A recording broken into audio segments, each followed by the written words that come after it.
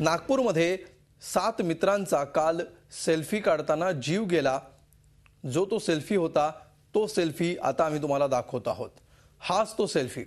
नागपूरमधल्या वडद गावातल्या मंगळूर तलावात सुट्टीच्या दिवशी 10 मित्र पिकनिकला गेले होते।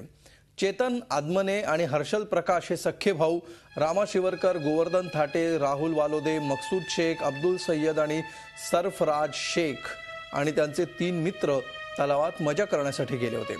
तलावात बोट बांधलेली होती, पण नावाडी नसतानाही हे सगळे तरुण स्वतः बोटीत बसले आणि वल्हवत तलावात गेले।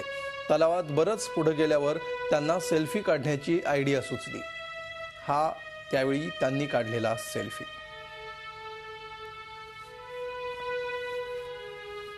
मेरा बच्चा हमेशा हमेशा के लिए दूर होगा। बाबा कहाँ गया रे बाबा तू? कितने बजे गया? 3:30 बजे घर में था वो। 3:30 बजे तक के घर में खाना खा के बैठा। घर का पूरा पालनहार था वो, बिल्कुल माँ बाप को तो धक्का नहीं लगने देता था। उसकी शादी करने वाले थे, लड़की देखे 2-4 दिन में जाकर उसका पक्का करके तारीख लेने वाले थे। ये हादसा होने से हम कुछ भी नहीं कर सके अब, और किसके लिए करेंगे अब? सब कंपनी बंद रखी बोलते कल मेरे लड़के की वजह से, लेकिन मैंने मुसीबत काटी तो मेरे को खाने नहीं दिया उसने। क्या सबका एक लेके गया, लेकिन मेरा तो दोनों लेके गया ना, दोनों लेके गया मेरा वाला।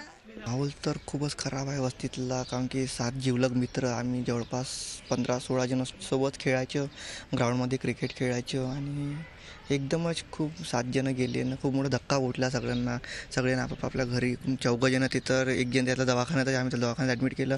दुसरा तर त्याला होशच नाही अजूनपर्यंत, का झालं का नाही त्याला काहीच समजून नाही राहिलेलं आहे।